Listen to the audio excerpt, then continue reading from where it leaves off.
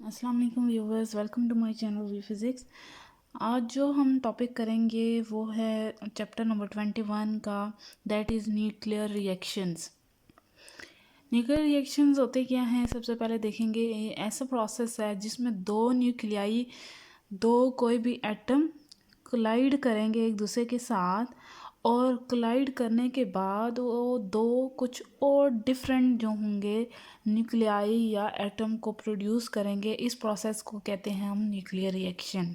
ठीक है, हम यहाँ मतलब किसी दो एटम्स के न्यूक्लियाई या पार्टिकल के न्यूक्लियाई आपस में कोलाइड करेंगे, ये तो प्रोड्यूस करेंगे एक या एक से ज़्यादा न्यूक्लियाइड्स को, जो कि डिफरेंट होंगे जो स्टार्टिंग में आपके पास थे न्यूक्लियाई।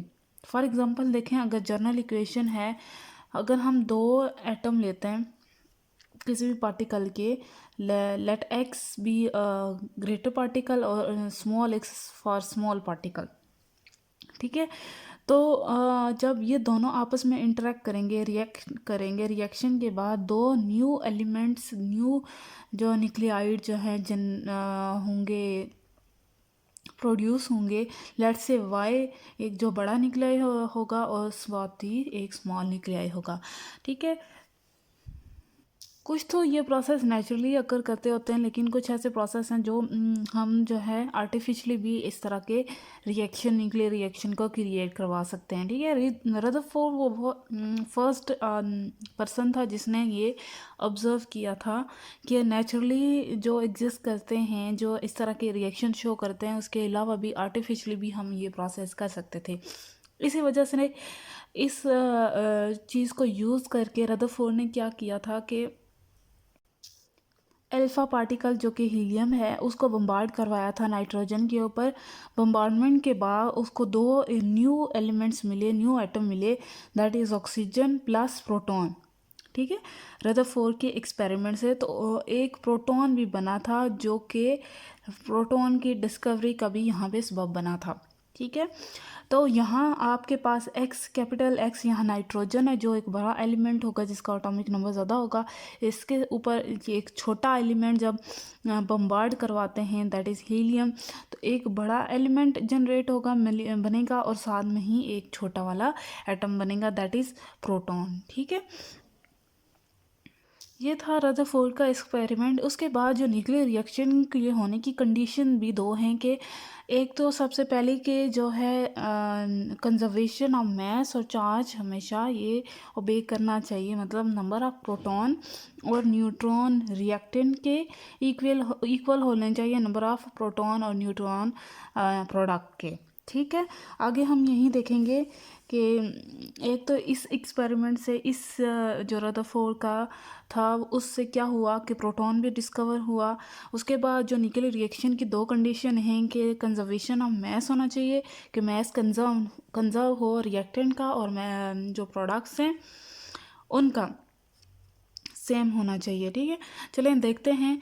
अब जो इक्वेशन थी हमारी, इसी इक्वेशन को लेके चलते हैं। नंबर ऑफ़ प्रोटॉन काउंट करते हैं। नंबर ऑफ़ प्रोटॉन जो है ये आपके पास है। रिएक्टेंट की बात करें 7 + 2 दैट इज़ 9। इसी तरह अगर प्रोडक्ट्स की बात करें 8 + 1 दैट इज़ 9। ये नंबर ऑफ़ प्रोटॉन सेम है। अब न्यूट्रॉन फाइंड करना है। न्यूट्रॉन कैसे फाइंड करते हैं? 14 - 7 करें तो आपके पास 7 आ जाएगा। इसी तरह 4 - 2 करें तो 2, इन दोनों को ऐड करें तो आपके पास 9 आ जाएगा। ये न्यूट्रॉन है नंबर ऑफ़। इसी तरह अगर हम प्रोडक्ट्स की बात करें तो 17 - 8 दैट इज़ 9, और 1 - 1 0, तो ये भी 9। अब ये देख रहे हैं जो नंबर ऑफ़ प्रोटॉन है रिएक्टेंट में और प्रोडक्ट्स में सेम है। इसी तरह नंबर ऑफ़ न्यूट्रॉन्स भी रिएक्टेंट और प्रोडक्ट्स में सेम है। तो इसका मतलब ये जो है कंजर्व कर रहे हैं। ठीक है, तो number of proton and neutron of reactants equal to number of proton and neutron in the products. ये तो नंबर ऑफ़ प्रोटॉन और न्यूट्रॉन की बात होगी। अब हम देखेंगे कि जो रिएक्टेंट का प्रोडक्ट है, क्या वो जो प्रोडक्ट्स हमारे पास बन रहे हैं, या इन दोनों का मास सेम है। उसको फाइंड करने से पहले एक और बात जो है वो क्या है कि reaction can also be proceed in reverse order. मतलब कि अगर रिएक्शन ये है था कि नाइट्रोजन को बम्बार्ड करवाया जा रहा था इसके ऊपर हीलियम को, तो जो है हमारे पास प्रोडक्ट बन रहे थे ऑक्सीजन और एक प्रोटॉन। अगर इसी को रिवर्स किया जाए, अब ये जो प्रोडक्ट्स रिएक्टेंट बन जाएंगे और रिएक्टेंट क्या बन जाएंगे, वो प्रोडक्ट, क्या ये रिएक्शन रिवर्स में प्रोसीड हो सकता है? बिल्कुल, ये रिवर्स में प्रोसीड हो सकता है। ऐसे इक्वेशन के थ्रू तो हमें ये लग रही है बहुत आसान चीज़, लेकिन इसको करने के लिए बहुत ज़्यादा एनर्जी की ज़रूरत होती है।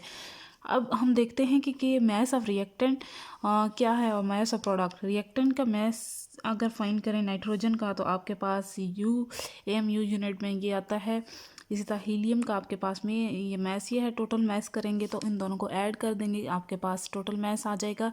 रिएक्टेंट्स का, प्रोडक्ट्स का सेम ऐसे ऐसे ही करेंगे। इसका जो है मैस हमारे पास ये रहा, और प्रोटॉन का मैस हमारे पास 1.0078 U है। इन दोनों को ऐड करने के बाद आपके पास ये वैल्यू आ गया। अब ये देखें, जो रिएक्टेंट का मैस है वो लेस है प्रोडक्ट के मैस से। अब क्या होगा, इसका मैस कम है इसके मैस से। अगर हमने ये रिएक्शन रिवर्स करवाना होगा तो हमें, अब ये देख रहे हैं कि हमें एक्स्ट्रा मैस की ज़रूरत होगी, जो कि यहाँ लेस मैस है, उसको ऐड करने के लिए, उसको इक्वलाइज करने के लिए। वो जो मैथ्स था हमें पता है कि वो अबे आगे पीछे हमने एक पढ़ा था मैथ्स डिफेक्ट में, कि जो एनर्जी में कन्वर्ट हो जाता है वो जो मैथ्स डिफेक्ट कहलाता है, वो आइंस्टाइन इक्वेशन के मुताबिक जो है एनर्जी के में कन्वर्ट हो जाता है। अगर हम इन दोनों वैल्यू का डिफरेंस लें तो हमारे पास कितना डिफरेंस आता है, दैट इज़ 0.0012 U। अगर हम इसको मेगा इलेक्ट्रॉन वोल्ट में करें तो आपके पास 1 U इक्वल होता है 931 मेगा इलेक्ट्रॉन वोल्ट। तो इसको मल्टीप्लाई कर दें 931 से, तो आपके पास मेगा इलेक्ट्रॉन वोल्ट में एनर्जी आ जाएगी, वो दैट इज़ 1.13। तो मतलब इतनी हमें एनर्जी रिक्वायर्ड होगी इस रिएक्शन को प्रोसीड करवाने के लिए, ठीक है, to initiate this reaction. This energy, अब ये एनर्जी कहाँ से आएगी? वो एनर्जी हम लेंगे प्लोनियम से।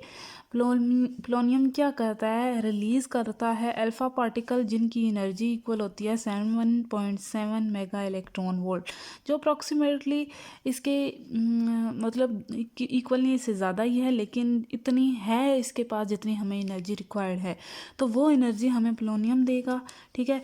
अब ये जो आप देख रहे हैं कि ये तो 1.13 एनर्जी तो इस रिएक्शन को प्रोसीड करवाने में लग जाएगी। जो बाकी एनर्जी रह जाएगी इसमें से वो क्या हो जाएगी, वो कन्वर्ट हो जाएगी kinetic energy of the products, ठीक है।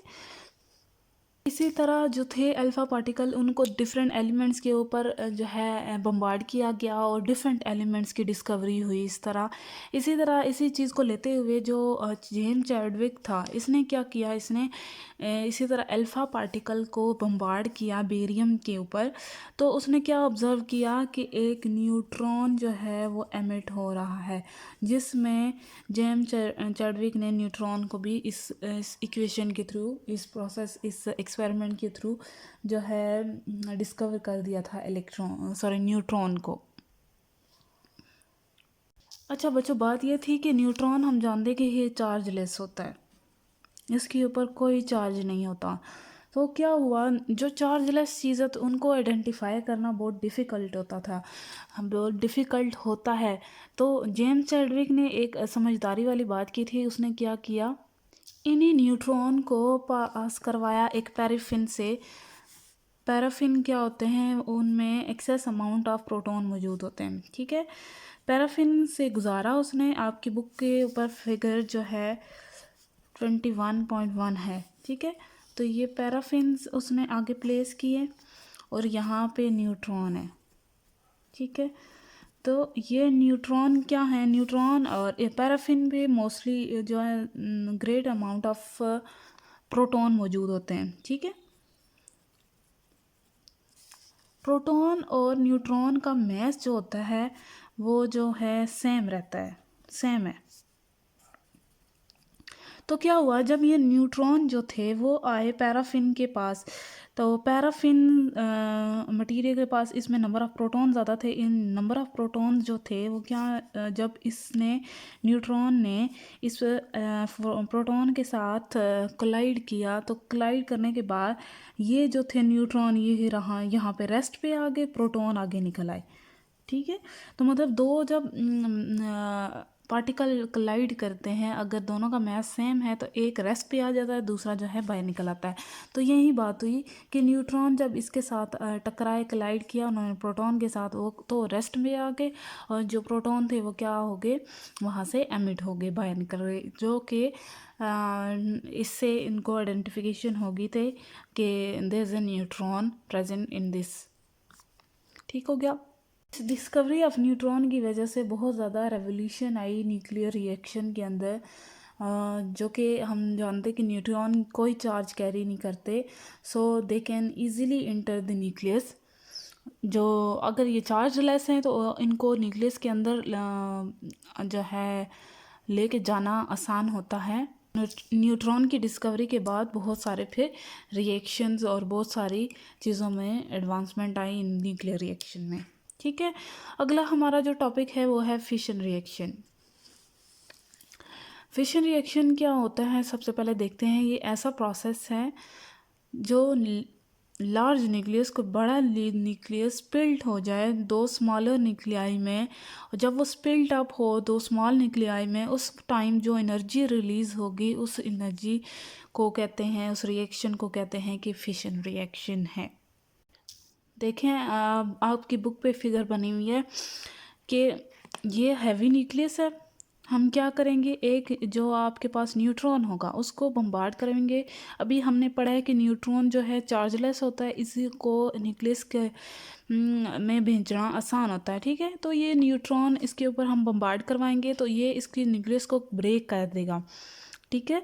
इसके न्यूक्लियस के अंदर घुस जाएगा और इसको डिस्टर्ब कर देगा, और ये इसके न्यूक्लियस को ब्रेक कर देगा, ब्रेक करके इसको 2 पार्ट्स में कन्वर्ट कर देगा, और इन यूरेनियम 2 पार्ट से ब्रेकअप होके दो और जो है न्यू एलिमेंट्स बना देगा, दैट इज़ बेरियम। अगर यूरेनियम का हम ले रहे हैं एक एटम तो वो बना देगा, अगर 23592 ये भी कंडीशन है कि वो बनाएगा बेरियम का और क्रिप्टन का, ये दो एलिमेंट न्यू बना देगा, और साथ में ही 3 न्यूट्रॉन भी जो है रिलीज़ करेगा। एक हैवी न्यूक्लियस देखें 2 पार्ट्स में कन्वर्ट हुआ, फिर उससे 2 न्यू एलिमेंट्स बने और साथ में ही 3 न्यूट्रॉन भी रिलीज़ हुए।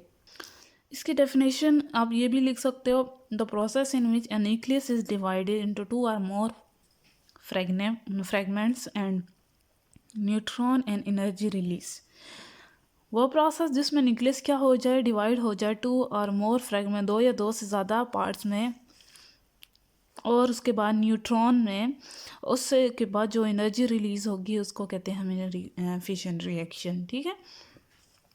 हम जानते हैं ये एनर्जी किससे कन्वर्ट हुई, मैस से कन्वर्ट हुई एनर्जी में। ठीक है। तो मैस कन्वर्ट हुआ एनर्जी में। इसकी हिस्ट्री की तरफ जाते हैं कि ये फिशन रिएक्शन किसने किया। ओटो हान फ्रिजमैन एक साइंटिस्ट थे जर्मनी के, इन दोनों ने मिलके इसके बारे में डिस्कवर किया, फिशन रिएक्शन के बारे में। उन्होंने देखा कि ये एक ऐसा रिएक्शन था जो हाईली एक्सोथर्मिक रिएक्शन था, मतलब बिल्कुल स्टॉप नहीं हो रहा था, और large of amount of energy इसकी वजह से रिलीज़ हो रही थी। दूसरा, ये एक स्लो न्यूट्रॉन रिएक्शन था, मतलब हम स्लोली एक न्यूट्रॉन को बम्बार्ड करवाते हैं किसी हैवी न्यूक्लियस के ऊपर, तो क्या होता था कि large amount of energy release हो रही होती थी, और साथ में ही 3 और न्यूट्रॉन उसकी वजह से बन रहे थे रिज़ल्ट में, और इसी की वजह से जो आगे ये और 3 न्यूट्रॉन बन रहे थे, और वो 3 न्यूट्रॉन आगे नेक्स्ट किसी न्यूक्लियस को ब्रेक करेंगे और फिर वो 3 न्यूट्रॉन निकालेंगे, तो ये एक चेन रिएक्शन बनता जा रहा था। तो वो उन्होंने ये देखा कि ये क्या है, चेन रिएक्शन बन रहा है जो फिशन रिएक्शन है। अच्छा बच्चों, अब ये देखें, हमने ये देखा था कि जो आयरन था वो सबसे ज़्यादा स्टेबल था, वो इसी वजह से क्योंकि इसकी जो बाइंडिंग एनर्जी पर न्यूक्लियन थी वो सबसे ज़्यादा थी। अब ये देख रहे हो जो हैवी एलिमेंट हैं उनकी binding energy as compare to iron बहुत कम है, तो इनको इस पोजीशन पे आयरन की पोजीशन पे आने के लिए लार्ज अमाउंट ऑफ एनर्जी जो है क्या करनी होगी, निकालनी होगी। ठीक है, तो लार्ज अमाउंट ऑफ एनर्जी कम करनी होगी, तो वो कैसे हो सकती है कि हम जानते हैं कि वो कन्वर्ट होगी। जाहिर सी बात है, इस मैस को उसको कन्वर्ट करना पड़ेगा एनर्जी में। उसके लिए क्या करना पड़ेगा, इसको यूरेनियम को अपने न्यूक्लियस को ब्रेक करना पड़ेगा। जितना वो ब्रेक होता जाएगा पार्ट्स में, उतनी एनर्जी रिलीज़ होती जाएगी और फिर वो इस पोजीशन पे तभी आ सकता है कि अपनी एनर्जी रिलीज़ करता जाए। ठीक है, तो इसके लिए क्या है तो कि ये क्या करेगा, अपने न्यूक्लियस को ब्रेक करेगा। इसके पास रास्ता ही यही है, अपने न्यूक्लियस को ब्रेक करके अपने साइज़ को कम करके न्यू एलिमेंट्स इससे बन रहे होंगे और एनर्जी इसमें से मैस से एनर्जी कन्वर्ट हो रही होगी। तो इस तरह जैसे हम देख रहे हैं कि कन्वर्जन होती जा रही है, एनर्जी रिलीज़ होती जा रही है, एक चेन रिएक्शन बनता जा रहा है। ठीक है, तो इससे यही शो हो रहा है कि ये फिशन रिएक्शन क्यों शो कर रहा है, क्योंकि इसको अगर स्टेबल स्टेट में आना है तो इसके लिए उसने अपने न्यूक्लियस को ब्रेक करते ही रहना है। जो पॉसिबल रिएक्शंस हो सकते हैं जो यूरेनियम कर सकता है वो क्या क्या हैं।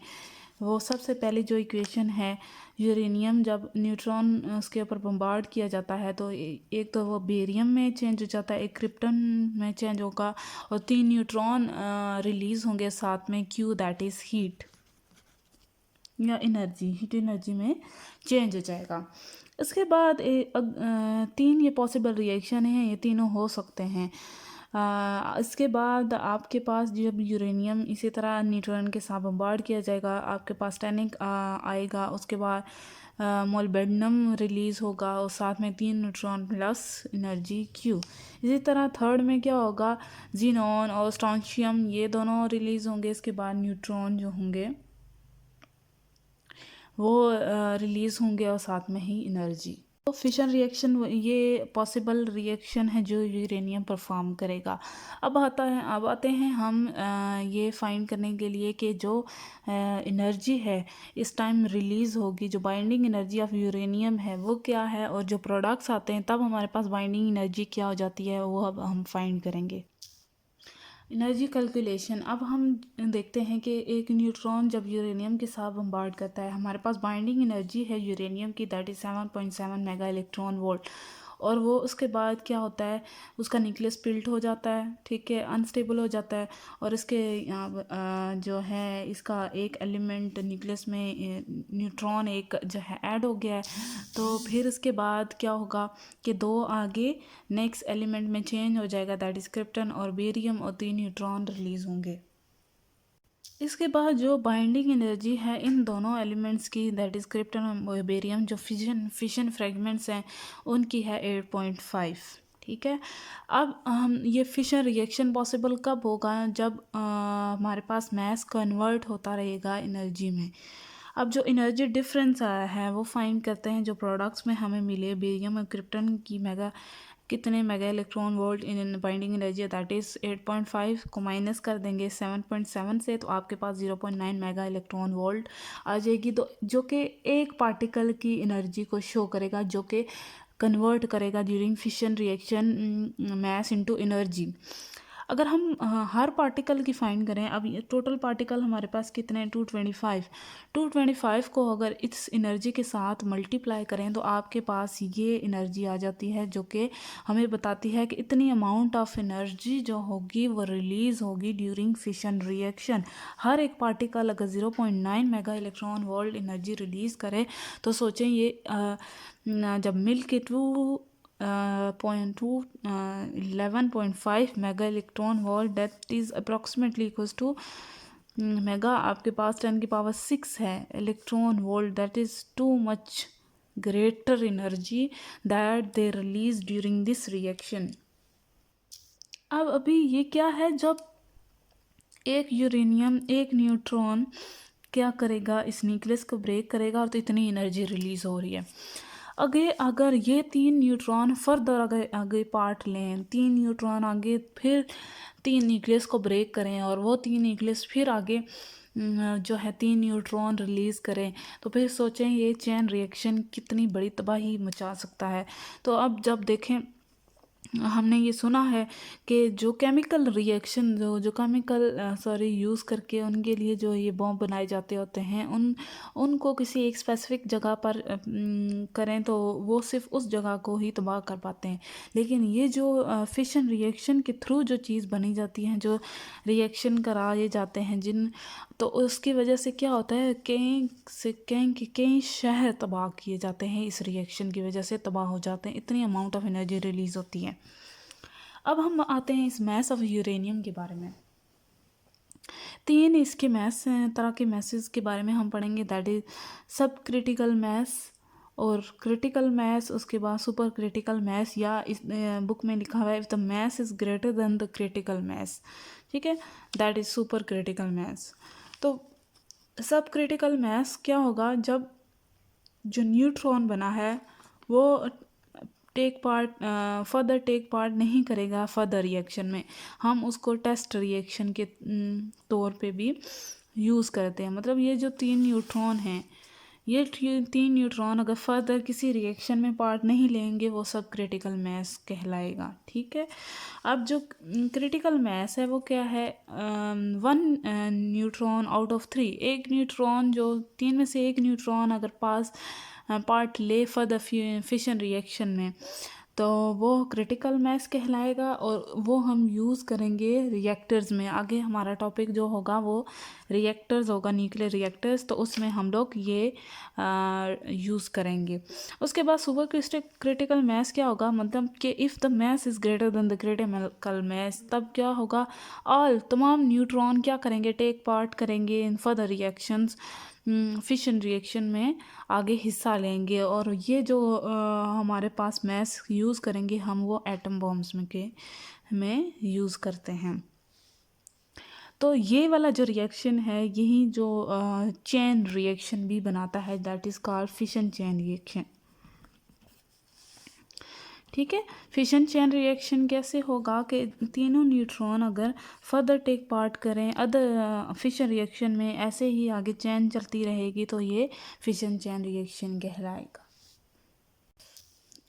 आज का लेक्चर बस यहाँ तक कि बच्चों कुछ समझ ना आया तो आप मुझसे पूछ सकते हैं, और लाइक और सब्सक्राइब करना मत भूलिएगा। थैंक यू सो मच, और इंशाल्लाह कल मिलेंगे और नेक्स्ट लेक्चर को करेंगे, ठीक है। फ़िलहाल के लिए अल्लाह हाफिज़।